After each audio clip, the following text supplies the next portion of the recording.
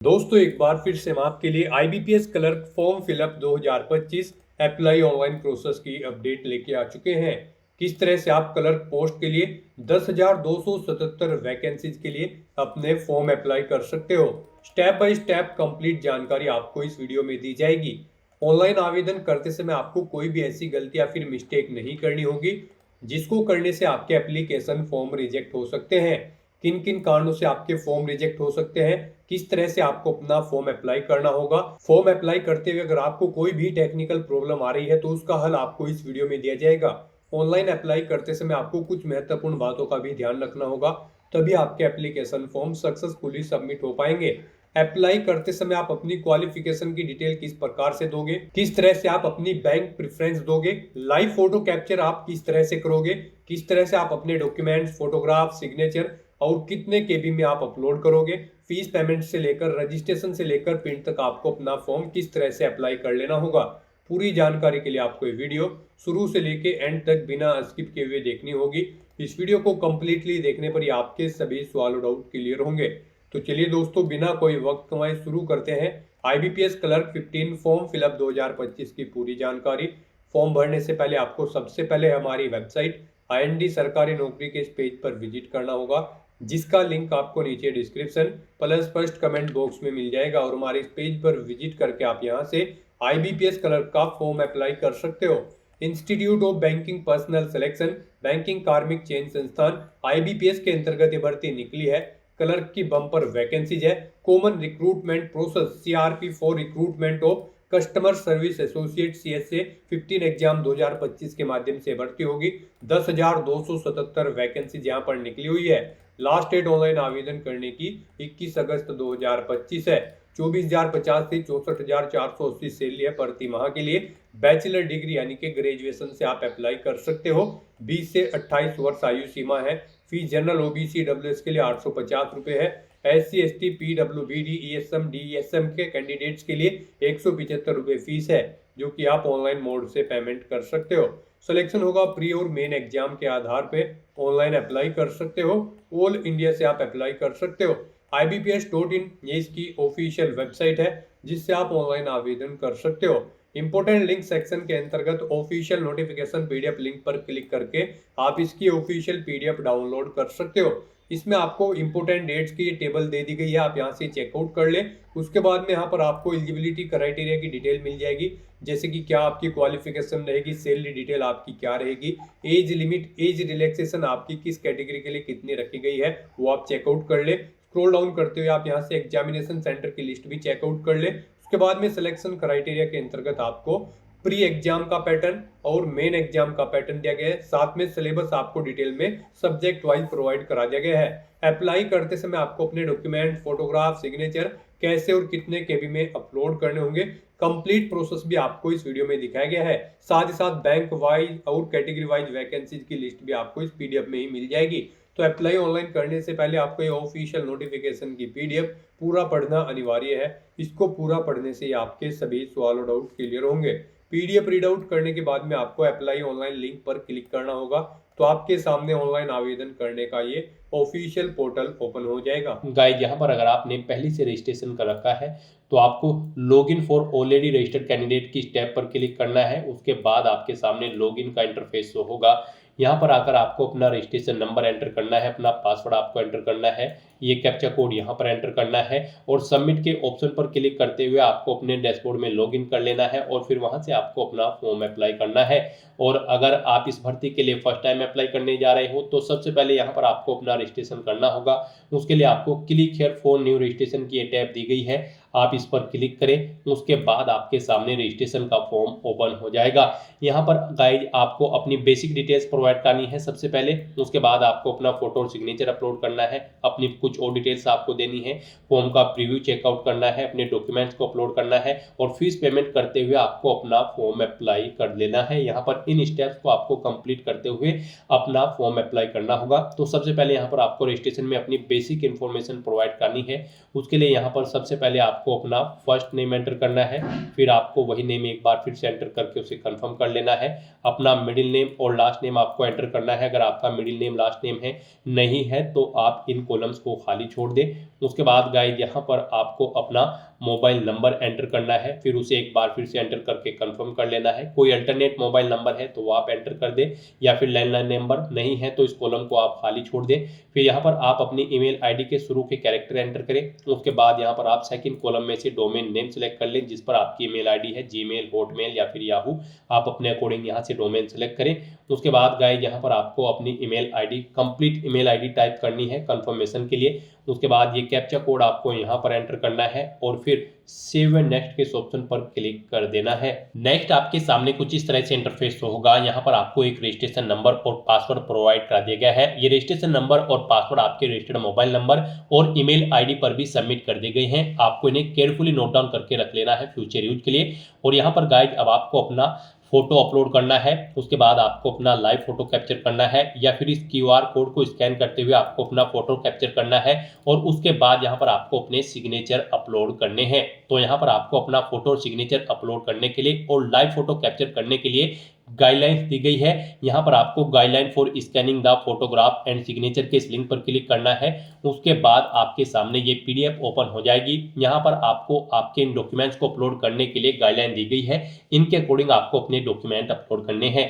यहाँ पर आपका जो फोटो होगा उसका साइज 4.5 सेंटीमीटर इंटू 3.5 सेंटीमीटर होना चाहिए जो फोटो आप अपलोड करोगे।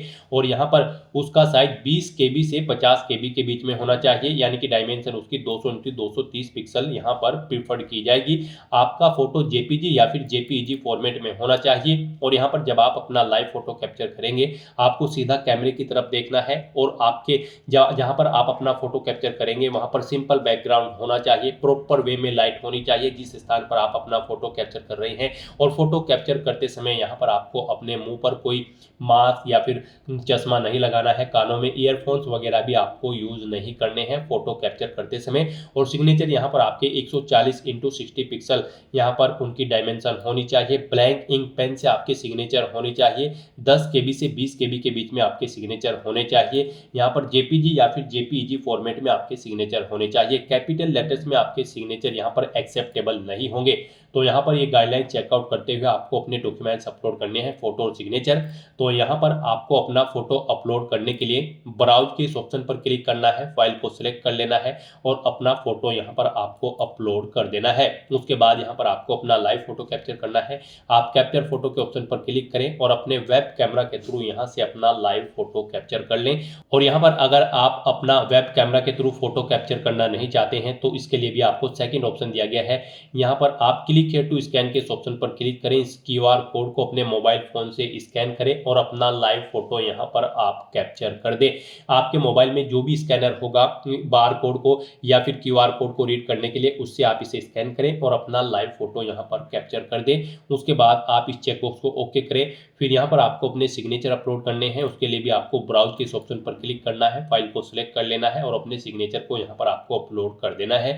फिर आपको इस चेकबॉक्स को ओके करना है और गाइस उसके बाद आपको अपना फोटो सिग्नेचर यहाँ पर अपलोड करने के बाद और लाइव फोटो कैप्चर करने के बाद नेक्स्ट के इस ऑप्शन पर क्लिक कर देना है। नेक्स्ट यहाँ पर आपको अपनी बेसिक डिटेल्स प्रोवाइड करनी है। यहाँ पर सबसे पहले आपको अपनी कैटेगरी सिलेक्ट करनी है। आप अपने अकॉर्डिंग यहाँ पर अपनी कैटेगरी सिलेक्ट करें। उसके बाद यहाँ पर आपसे पूछा गया है कि क्या आप PWBD कैंडिडेट हैं और आपकी डिसेबिलिटी 40% से अबव है।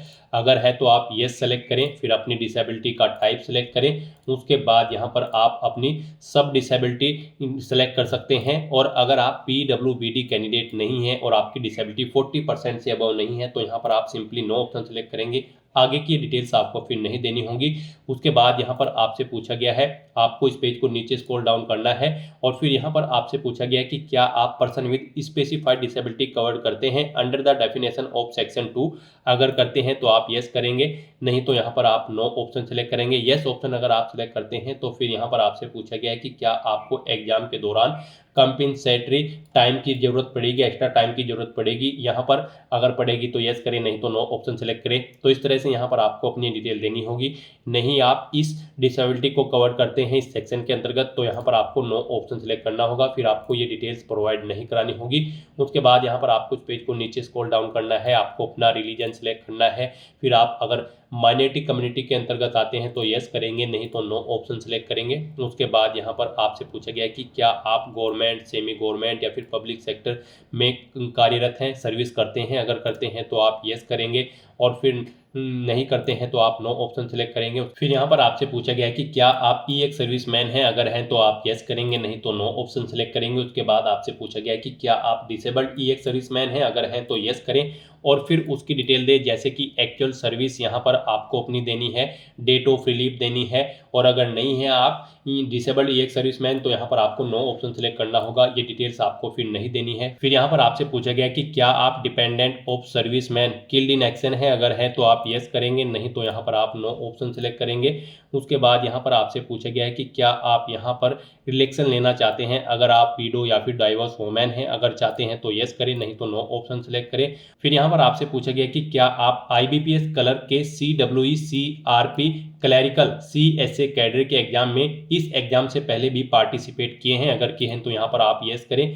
कितनी बार आपने पार्टिसिपेट किया है वो यहाँ पर आप एंटर करें, और फिर उस एग्जाम का नाम सेलेक्ट कर लें जिसमें आपने यहाँ पर पार्टिसिपेट किया है। यहाँ पर अगर आपने एक से ज़्यादा बार IBPS कलर के एग्जाम में पार्टिसिपेट किया है तो आप कंट्रोल प्रेस करके यहाँ पर एग्जाम सेलेक्ट कर सकते हैं जिन जिन एग्जाम्स में आपने पार्टिसिपेट किया है। फिर यहाँ पर आपसे पूछा गया कि क्या आप ट्रेंड अप्रेंटिस है यहाँ पर किसी पार्टिसिपेटिंग बैंक या फिर BFSI सेक्टर से, अगर हैं तो आप येस ऑप्शन सेलेक्ट करें, और फिर यहाँ पर आप सेलेक्ट करें आपने किस बैंक में या फिर एनी अदर BFSI सेक्टर में किस में अपनी ट्रेनिंग की है अप्रेंटिस की, वो ऑप्शन यहाँ पर आप सेलेक्ट करें। टाइम पीरियड यहाँ पर आप सेलेक्ट कर लें। उसके बाद यहाँ पर आपको HRMS ID of apprentice enter करनी है। फिर यहाँ पर आपसे पूछा गया है कि क्या आपने नेशनल अप्रेंटिसशिप ट्रेनिंग NATS के पोर्टल पर अपना रजिस्ट्रेशन कर रखा है, अगर कर रखा है तो आप यस करें, और फिर अपना NATS का रजिस्ट्रेशन नंबर या फिर इनरोलमेंट नंबर यहाँ पर एंटर करें।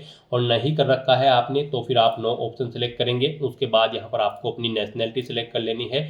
फिर यहाँ पर आपको स्टेट सेलेक्ट करना है, जिस स्टेट में आप जॉब करना चाहते हैं यहाँ पर आप अपने अकॉर्डिंग ऑप्शन सेलेक्ट करें, स्टेट सेलेक्ट करें।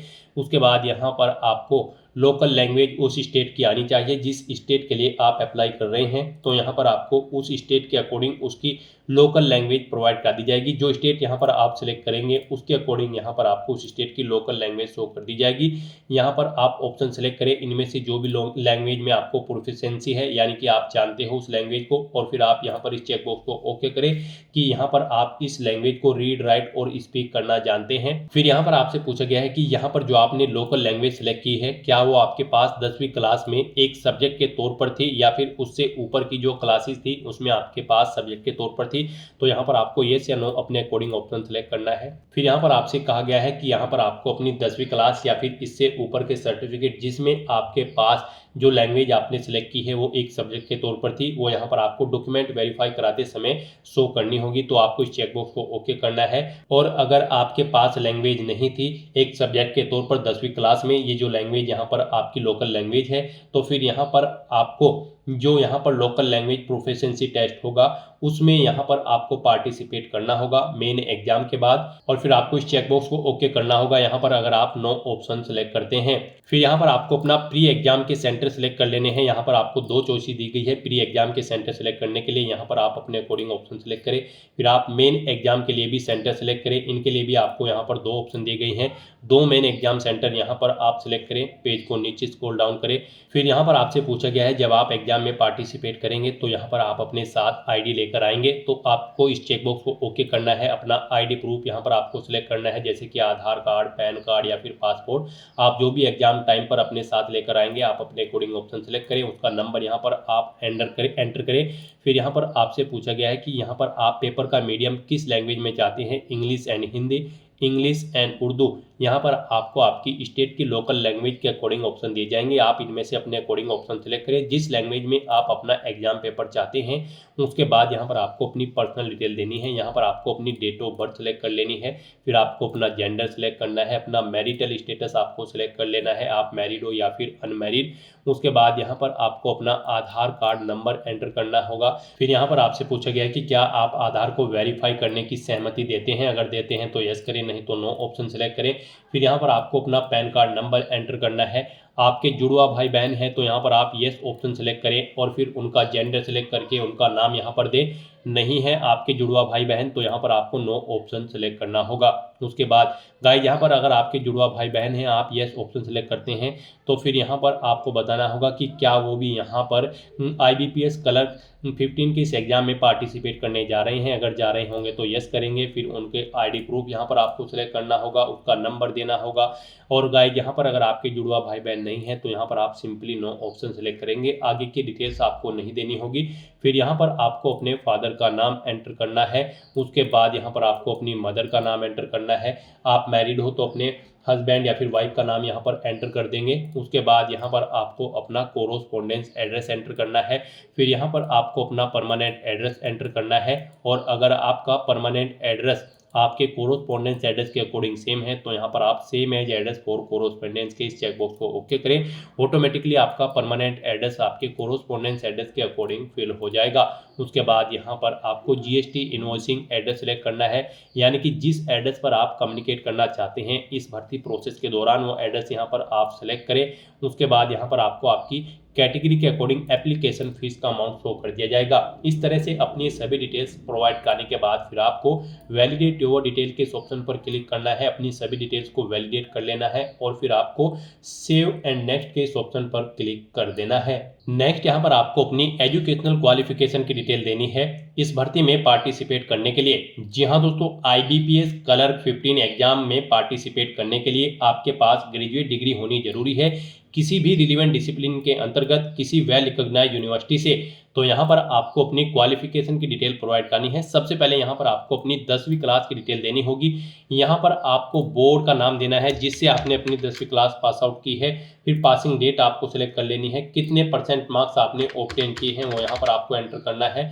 आपको बताना है आपकी फर्स्ट क्लास है या फिर सेकेंड या फिर पास आउट हो, आप अपने अकॉर्डिंग ऑप्शन सेलेक्ट करें। उसके बाद यहाँ पर आपको अपनी ग्रेजुएशन की डिटेल देनी है। यहाँ पर आपको यूनिवर्सिटी का नाम देना है जिससे आपने अपनी ग्रेजुएशन पास आउट की है। फिर आपने ग्रेजुएशन किस में पास आउट की है यहाँ पर आप ऑप्शन सेलेक्ट करें, BSc, BA, BTech, B Pharma, B Arts, law, CA, CS, आप अपने अकॉर्डिंग यहाँ पर ऑप्शन सेलेक्ट करें। उसके बाद यहाँ पर आपको अपना स्पेशलाइजेशन या फिर सब्जेक्ट सेलेक्ट कर लेना है ग्रेजुएशन का जिसमें आपने अपनी ग्रेजुएशन यहाँ पर पास आउट की है। फिर यहाँ पर आपको पासिंग डेट सेलेक्ट कर लेनी है। उसके बाद आपको मार्क्स की परसेंटेज देनी है, कितने परसेंट मार्क्स आपने ग्रेजुएशन में ऑब्टेन किए हैं। फिर आपको बताना है आपकी यहाँ पर फर्स्ट क्लास है, सेकंड है या फिर पास आउट है, आप अपने अकॉर्डिंग ऑप्शन सेलेक्ट करें। उसके बाद अगर आपने पोस्ट ग्रेजुएशन कर रखी है या फिर कोई प्रोफेशनल क्वालिफिकेशन या फिर कोई अन्य क्वालिफिकेशन आपने यहाँ पर कर रखी है तो उसकी डिटेल भी आप सेम ऐसे ही प्रोवाइड करा सकते हो। इस तरह से यहाँ पर आपको अपनी क्वालिफिकेशन की डिटेल देनी है।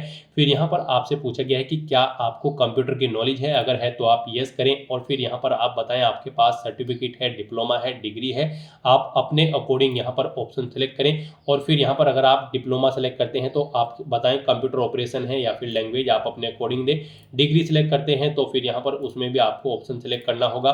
उसके बाद गाइस यहाँ पर आपसे पूछा गया है कि क्या आपको कोई वर्क एक्सपीरियंस है, अगर है तो यहाँ पर आपको अपनी डिटेल देनी है एक्सपीरियंस की। यहाँ पर अगर आपको एक्सपीरियंस है तो आपसे पूछा गया है कि क्या आप प्रेजेंट में भी वर्किंग है, अगर है तो यस करें, नहीं तो नो ऑप्शन सेलेक्ट करें। फिर यहाँ पर आपको अपना नाम एंटर करना है और फिर उसके बाद आपको अपनी डेजिग्नेशन देनी है, किस पोस्ट पर आप कार्यरत थे। उसके बाद आपको डेट सेलेक्ट करनी है, अगर यहाँ पर आपने कब से कब तक जॉब की है। उसके बाद यहाँ पर आपको ड्यूटी ऑफ नेचर देना है, जॉब छोड़ चुके हैं तो इसे छोड़ने का कारण यहाँ पर आपको देना है। और उसके बाद गाइस यहाँ पर आपको इन डेट्स के अकॉर्डिंग, जो डेट्स यहाँ पर आप सेलेक्ट करेंगे उनके अकॉर्डिंग यहाँ पर आपका एक्सपीरियंस कैलकुलेट करके आपको शो कर दिया जाएगा। और यहाँ पर अगर आपको एक्सपीरियंस नहीं है तो आप इस सेक्शन को खाली छोड़ दें। यहाँ पर उसके बाद आपसे पूछा गया है कि क्या आप प्री एग्जाम ट्रेनिंग ले रहे हैं, अगर ले रहे हैं तो यस करें, नहीं तो नो ऑप्शन सेलेक्ट करें। उसके बाद आपसे पूछा गया है कि क्या आपके खिलाफ कोई यहाँ पर कोर्ट में केस पेंडिंग है, अगर है तो आप यस करेंगे, उसकी डिटेल देंगे, नहीं है तो नो ऑप्शन सेलेक्ट करेंगे। फिर यहाँ पर आपको अपनी लैंग्वेज की डिटेल प्रोवाइड करनी है। यहाँ पर आपको आपके स्टेट के अकॉर्डिंग एक लैंग्वेज प्रोवाइड करा दी जाएगी ऑटोमेटिकली, इसमें आप कुछ भी चेंज आउट नहीं कर पाओगे। ये यहाँ पर उस स्टेट की लोकल लैंग्वेज होगी जिस स्टेट के लिए आपने अप्लाई किया है स्टार्टिंग में, जहाँ पर आप जॉब करना चाहते हैं। तो उस लैंग्वेज को आपको रीड, राइट और स्पीक आना जरूरी है। उसके बाद इसके अलावा आप जो भी लैंग्वेज जानते हैं उसकी डिटेल यहाँ पर प्रोवाइड करा सकते हैं। उसे रीड, राइट, स्पीक जो भी करना जानते हैं आप अपने अकॉर्डिंग यहाँ पर डिटेल प्रोवाइड कराते हुए उसकी डिटेल प्रोवाइड करा सकते हैं। और इस तरह से अपनी सभी डिटेल्स यहाँ पर फिल करने के बाद फिर आपको वैलिडेट योर डिटेल के इस ऑप्शन पर क्लिक करना है। अपनी सभी डिटेल्स को यहाँ पर वैलिडेट कर लेना है और फिर आपको सेव एंड नेक्स्ट के इस ऑप्शन पर क्लिक कर देना है। नेक्स्ट आपके सामने कुछ इस तरह से इंटरफेस शो होगा। अब यहाँ पर आपको अपनी बैंक प्रेफरेंस देनी है। यहाँ पर IBPS क्लर्क 15 एग्जाम को पास आउट करने के बाद आपको इन बैंक्स में रिक्रूट किया जाएगा। इनमें आपको ऑप्शन दिए गए हैं। यहाँ पर आप जिस बैंक में फर्स्ट नंबर पर रिक्रूट होना चाहते हैं उसे आप फर्स्ट नंबर पर सेलेक्ट करें। जिसमें सेकंड, थर्ड, फोर्थ पर आप रिक्रूट होना चाहते हैं उसे यहाँ पर आप सेकंड, थर्ड नंबर पर सेलेक्ट करें। इस तरह से यहाँ पर आपको अपनी बैंक प्रेफरेंस देनी है, यानी कि जिस बैंक में आप फर्स्ट नंबर पर जॉब करना चाहते हैं उसे यहाँ पर आप फर्स्ट नंबर पर सेलेक्ट करें। जिसे सेकंड नंबर पर आप प्रेफरेंस देना चाहते हैं उसे सेकंड नंबर पर आप यहाँ पर सेलेक्ट करें। इस तरह से यहाँ पर आप जिस बैंक को जिस नंबर पर सेलेक्ट करेंगे उस नंबर पर उसे प्रेफरेंस दी जाएगी। यहाँ पर आप अपने अकॉर्डिंग इन सभी बैंक की बैंक प्रेफरेंस सेलेक्ट करें और उसके बाद आपको यहाँ पर वैलिडेट योर डिटेल के इस ऑप्शन पर क्लिक करते हुए अपनी ये डिटेल वैलिडेट कर लेनी है और फिर आपको यहाँ पर सेव एंड नेक्स्ट के इस ऑप्शन पर क्लिक कर देना है। नेक्स्ट आपके सामने कुछ इस तरह से इंटरफेस शो होगा। पीछे जो आपने डिटेल प्रोवाइड कराई है उसका पूरा प्रीव्यू यहाँ पर आपको शो कर दिया गया है। आपको सभी डिटेल्स केयरफुली चेकआउट करनी है। पेज को नीचे स्क्रॉल डाउन करना है, डिक्लेरेशन सेक्शन में आना है, आई एग्री के चेकबॉक्स को ओके करना है और फिर यहाँ पर आपसे कहा गया है आपने जो अपना नाम यहाँ पर फिल किया है वो आपके आईडी प्रूफ से मैच है तो आप इस चेकबॉक्स को ओके कर देंगे। और यहाँ पर अगर आपके नाम में चेंज है तो आप इस सेकंड चेकबॉक्स को ओके करेंगे। और उसके बाद गाइस यहाँ पर अगर आपको कोई मिस्टेक नजर आती है अपने फॉर्म में तो आप बैक बटन पर क्लिक करके एडिट कर सकते हैं। और अगर सभी चीजें ओके हैं तो यहाँ पर अब आपको कंप्लीट रजिस्ट्रेशन के इस ऑप्शन पर क्लिक कर देना है। नेक्स्ट यहाँ पर आपको अपने डॉक्यूमेंट अपलोड करने हैं। यहाँ पर आपको अपना left thumb impression, hand written declaration document और 10वीं क्लास का सर्टिफिकेट आपको अपलोड करना है।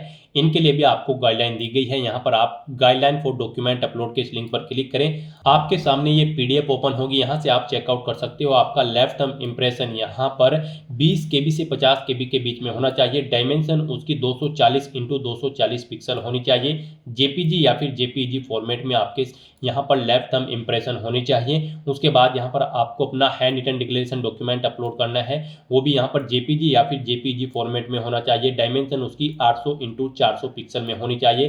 50 KB से 100 KB के बीच में आपका ये डॉक्यूमेंट होना चाहिए। फिर यहाँ पर आपको अपनी 10वीं क्लास का सर्टिफिकेट अपलोड करना है या फिर मार्कशीट। उसके लिए यहाँ पर आपकी ये फाइल PDF फॉर्मेट में होनी चाहिए। 500 KB से कम उसका साइज होना चाहिए। तो यहाँ पर आपको अपने इन डॉक्यूमेंट को अपलोड करने के लिए चूज फाइल के ऑप्शन पर क्लिक करना है, फाइल को सिलेक्ट कर लेना है और 1 बाय 1 करके अपने इन तीनों डॉक्यूमेंट्स को आपको यहाँ पर अपलोड कर देना है।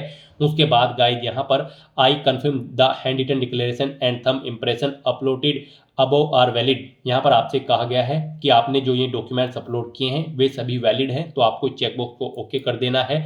फिर यहाँ पर अगर आप डिजी लॉकर से फैच करके अपनी डिटेल यहाँ पर आप वैलिडेट करना चाहते हैं तो आप यस के इस ऑप्शन पर क्लिक करेंगे और डिजी लॉकर अकाउंट पर लॉगिन करके आप इन्हें यहाँ पर अपनी डिटेल्स को फैच कर सकते हैं और उन्हें वैलिडेट कर सकते हैं। और अगर आप डिजी लॉकर के थ्रू अपनी यहाँ पर डिटेल फैच आउट नहीं करना चाहते हैं तो यहाँ पर आप नो ऑप्शन सेलेक्ट करें। उसके बाद ये सिक्योरिटी कोड आप इस बॉक्स में एंटर करें और फिर गाइस सेव एंड नेक्स्ट के इस ऑप्शन पर क्लिक कर दें। नेक्स्ट आपके सामने कुछ इस तरह से इंटरफेस शो होगा। यहाँ पर अब आपको अपना फीस पेमेंट करना है। अगर आप अपने एप्लीकेशन फॉर्म का प्रिंट आउट लेना चाहते हैं तो एप्लीकेशन प्रिंट के ऑप्शन पर क्लिक करके आपने जो पीछे फॉर्म फिल किया है उसका आप प्रिंट आउट ले सकते हो। और यहाँ पर अब आपको अपना फीस पेमेंट करना है। यहाँ पर आपको आपकी कैटेगरी के अकॉर्डिंग एप्लीकेशन फीस का अमाउंट शो कर दिया जाएगा। गाइस यहाँ पर हम आपको बता दें, अगर आप general OBC EWS candidate candidate हैं तो आपको 850 रुपये फीस देनी है। SC ST PWBD ESM DESM candidate हो तो फिर आपको 175 रुपये यहाँ पर फीस के रूप में जमा कराने होंगे, जो कि आप ऑनलाइन मोड से जमा करा सकते हैं। यहाँ पर फीस पेमेंट करने के लिए आपके पास दो ऑप्शन है। आप यहाँ पर बिल डैश या फिर CC एवेन्यू के थ्रू किसी भी मोड का यूज करते हुए अपना फीस पेमेंट कर सकते हो। बिल डैश ऑप्शन अगर आप सेलेक्ट करते हैं तो फिर यहाँ पर आपको ये कैप्चा कोड इस बॉक्स में एंटर करना है और उसके बाद सबमिट के ऑप्शन पर क्लिक कर देना है। बिल डैश ऑप्शन आपके लिए बेस्ट रहेगा। यहाँ पर आप debit card, credit card, net banking, wallet, cash card, QR code के थ्रू या फिर UPI के माध्यम से आप अपना फीस पेमेंट कर सकते हो। इनमें आपके लिए UPI सबसे बेस्ट ऑप्शन रहेगा। आप UPI के ऑप्शन पर क्लिक करें, उसके बाद गाइस यहाँ पर आप मेक पेमेंट के ऑप्शन पर क्लिक करें, फिर यहाँ पर आप प्रोसीड विद पेमेंट के ऑप्शन पर क्लिक करें। उसके बाद आपके सामने कुछ इस तरह से इंटरफेस होगा। यहाँ पर आप अपनी UPI ID एंटर करके मेक पेमेंट के ऑप्शन पर क्लिक करते हुए अपना फीस पेमेंट कर सकते हैं। और अगर आप यहाँ पर QR कोड के थ्रू अपना फीस पेमेंट करना चाहते हैं, यहाँ पर आप क्लिक हियर टू स्कैन के ऑप्शन पर क्लिक करें। ये UPI कोड यहाँ पर आपको शो होगा, QR कोड, आप इसे अपने UPI से स्कैन करें और अपना फीस पेमेंट कर दें। सक्सेसफुली फीस पेमेंट होते ही यहाँ पर आपका एप्लीकेशन फॉर्म सबमिट हो जाएगा। उसके बाद आपको अपने एप्लीकेशन फॉर्म का एक हार्ड कॉपी प्रिंट आउट ले लेना है फ्यूचर यूज के लिए, फ्यूचर रेफरेंस के लिए। तो दोस्तों ऐसे आप IBPS क्लर्क 15 के इस रिक्रूटमेंट एग्जाम के लिए अपने फॉर्म अप्लाई कर सकते हो बिना कोई मिस्टेक किए हुए, स्टेप बाय स्टेप। आज की इस वीडियो में बस इतना ही। आई होप ये वीडियो आपको पसंद आई होगी। अगर पसंद आई हो तो इसे लाइक और शेयर करें, चैनल पर नए हो तो इसे सब्सक्राइब कर लें। Thanks for watching.